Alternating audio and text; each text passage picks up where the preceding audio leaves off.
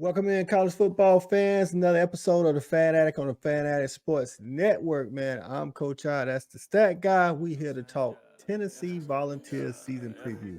Yeah, Let's talk about it. the fanatic. Where we keep it 100, keep it real. That's the only way we know how to be. Talking that sports talk. You know what I'm saying? Straight out of South Carolina, upstate, A64. Yeah, the FANATTIC, the fanatic where we keep it OG. We talking sports, so I call what. All right, in here for another episode. Doing another season preview. This will be our final team season preview of this season. We've got them all out. If you haven't had a chance to check those out, you're new to the channel. We talk college football all the time, and we already have some good season previews out, starting to get our game previews out now. Make sure you subscribe to the channel, hit that notification bell, so that you can get all the notifications. Stat guy, how you feeling, man? College football around the corner. We know you're happy to watch college football, but what else is going on, and how are you feeling? Yeah, man. We look. This is the time of year, right? Everybody's back in fall camps, back in session. Everybody's excited about their teams. Everybody's got national championship dreams with conference championship rosters. So we'll see, man. The one we're doing right here. These fans are ready to get this year started to try to get some get back from last year when they fell just a little bit short. That's right, man. Shout out to the Tennessee fans that hung with us last season. They were definitely passionate about their team, but definitely kept it cool in the comments, man. We like interacting with those Tennessee fans. So let's jump right into this, man. 2022 season recap, man. Vols was 11-2, had that big win over Clemson in the bowl game. It was the first time they won double-digit games since 2007, so it had been a while. So it looks like Heupel is on the way, man. So big, the biggest wins I would say, of course, is Bama. That was a huge win. Game day, all of that stuff, rushing the field, taking the goalposts out the stadium. And then also LSU at LSU, they kind of like put it on LSU really bad. I mean, and not a lot of people do that. You know what I mean? Of course, the worst loss is what, stat guy? Hey, you already know that 63-28 beat down in Willie B. Look, man, it's just like, bro, that I looking back at their season, it was so night and day. Like, you look at the big win against Bama, you look at what I'll be honest, I think the LSU game was their best win as far as how they looked, because they put it on low key, they put it on LSU. Um, they lost to Georgia. Oh, the grass was too long, it rained, whatever they want to say. But end of the day, their season was on the line and they folded like a pack of cards in Willie B. And that was, I know for Tennessee fans, especially with how the year played out, that hurt. I mean, the playoffs was in your hands, and then what you needed to happen. I mean, some teams said they needed help, some said they were in if they won out, but the help they needed then happened. And it's like, what a horrible way to have your season fall out of your hand. But hey, they got pieces back. Let's see what they got this year. That's right, man. They're looking to improve, man, on that 2022 season, man, to get better and see if they can reach the SEC championship and possible vie for one of those playoff spots. Let's talk about the roster management, transfer portal, and recruiting. Transfer portal, definitely a hot topic. NCAA coming in here now, shutting people down for the two-time transfers. I don't think Tennessee has any of those issues, but that's a hot topic right now. But in the transfer portal, man, they lost 22 and took 8 out of the portal. I don't know if they lost anybody that's like, a key person. As far as running back depth, none of these guys were like major contributors. But I mean, like I say, when you talk about depth, if they start to have injuries, Lynn J. Dixon, Leonard Whitehead, Justin Williams Thomas, they all hit the portal. But again, they weren't significant in their offense last year. Recruiting, they were 10th overall in the class of 2023, 4th in the SEC. Talk about those three guys. They did get a running back, Khalifa Keith, out of the state of Alabama, 6 foot 235. So 3-star, you know what I'm saying? So he could provide some of that depth. They already got some guys coming back. But what you thinking about that? The recruiting that Heupel is doing now in Tennessee. Yeah, no, I mean he's definitely putting it on, right? I mean, he's doing big things for him, but you want to talk about overall roster management. They went and got 8 guys out of the portal, and yet they went and got 2 starters at key positions. They went and got John Campbell Jr., the left tackle out of Miami that had 11 starts for them last year, 17 in his career. And then on the other side of the ball, they went and got Keenan Piley, the linebacker out of BYU, over 109 tackles, 11 tackles for loss, 3 sacks, forced fumbles, and fumble recoveries in his career. I mean, they went and got two proven commodities to fill some key roles for him. And I think that's just as important as the recruiting is when you're recruiting at a high level, but then you're going and adding some veterans that are proven commodities in at key positions as well. So you don't have major drop offs to true freshmen.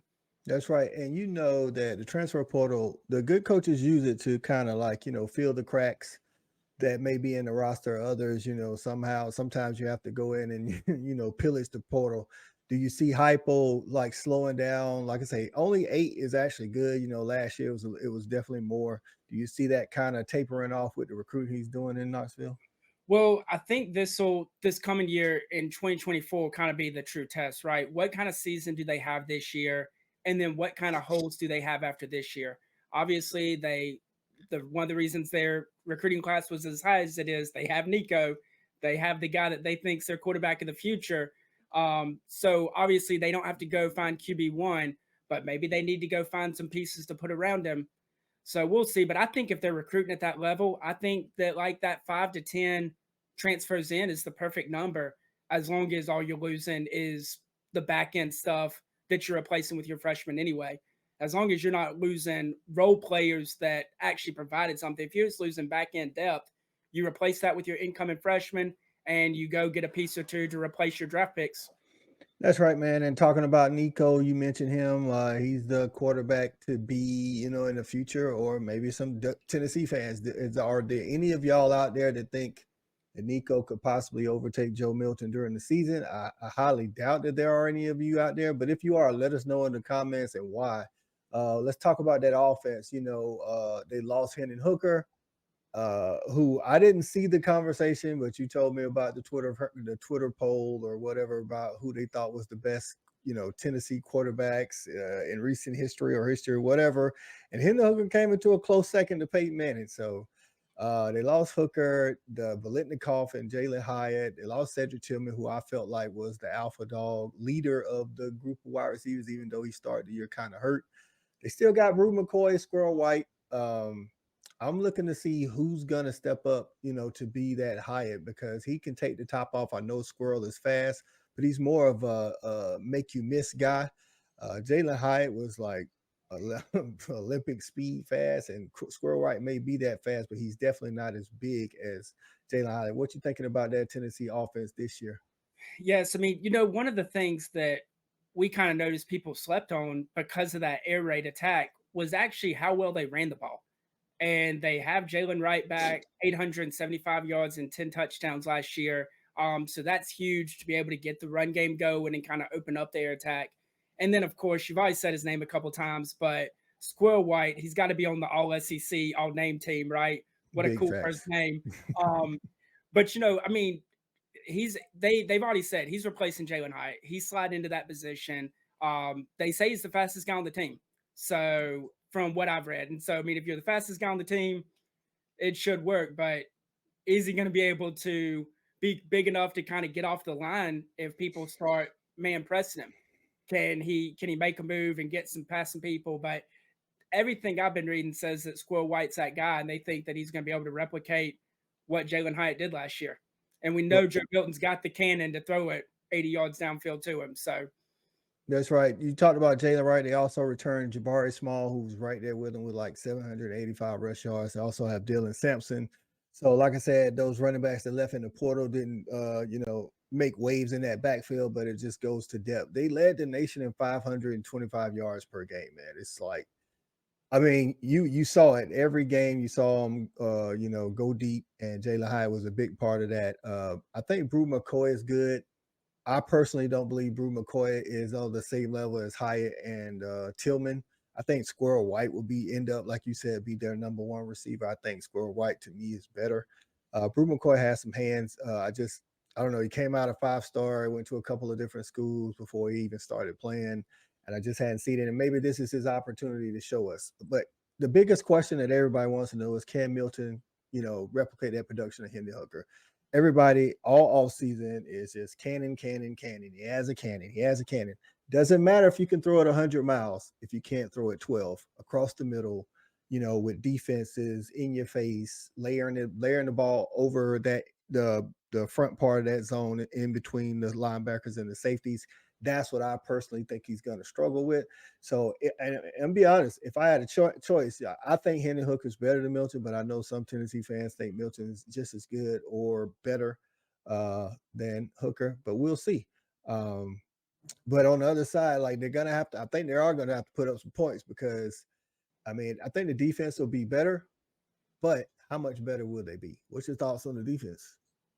Yeah, and so I mean the defense again, they actually return a good bit of players on the defense, and return some key people, especially some people coming back from injury, that hopefully can stay healthy and play the full year. But as far as like a big name that I have coming back is going to be Tamarion McDonald. He plays their star, 56 tackles last year. He had 2 picks, but 8 pass breakups. Like, that's what you want from your star. You want them to be a ball hawk playmaker, just hanging out, robbing everything across the middle. And so, I mean, returning a guy like that, that's your leader of the defense right there to make stuff happen. Yeah, I mean, and they're gonna need that help down back there in the secondary. They had some guys come on late at the end of the season. A couple of guys played really good against Clemson in the bowl game because their pass defense was 127th in the nation. There's only 133 Division One teams, so that's gotta, like, when I say improve, that has to improve into like the mid 60s, low 70s to, so that offense doesn't have to take on too much of the burden to win all the games. You know what I'm saying? I think they started out the year, they were great in the pass rush. I think that was solid all season. We'll see what that front seven can do. They're returning Tyler Barron, Roman Harris, and Omari Thomas, but we'll see what that front seven can do to help out that back end, because we always say a good front seven can always help out a secondary. So on to the season outlook, man. The 2023 season outlook, we're going to talk about the ceiling and the floor and some games to watch. So, what's your ceiling and what's your floor for the Volunteers this year? All right, so my ceiling is 10-2. Unfortunately for them, I think they have 2 losses staring them in the face before the season kicks off in Alabama and Georgia. But with that said, they can go 10-2. They can finish second in the East, and depending on how the rest of the country shakes out, there's ways for them to find themselves in the CFP, even at 10-2. On the other side, I have their floor at 7-5. And so let me explain this. They have a 4-game stretch in the middle of the year. It starts with South Carolina coming to Tennessee. They then have bye week. They then get A&M at home, and then they follow it up the following 2 weeks at Alabama, at Kentucky. I mean, just an absolutely brutal 4-game stretch that is, I mean, Alabama and Kentucky are 2 of the more physical teams in the SEC, playing them back to back. Obviously, they want to get back on South Carolina after the tobacco last year down in Columbia. They get them at home this year. Everybody's already said that if Heupel gets a chance, he's going to try to beat them by 50. Who knows if that's realistic or not, but fans aren't happy. And then A&M, I mean, is this the year that A&M finally figures things out, right? I mean, eventually they have to be good, right? We've said this for so long. Eventually they got to be a good football team.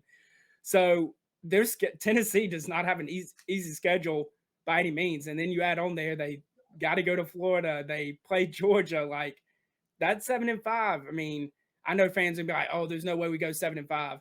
There is a way they go 7-5. My question to Tennessee fans, if things get off the rail quick, could you see them pulling Joe Milton and going ahead and turning the keys to the Corvette over to Nico? If your season is down the drain, the playoffs are no longer an option, do you hand the keys to the Corvette to Nico and let's see what the kid has?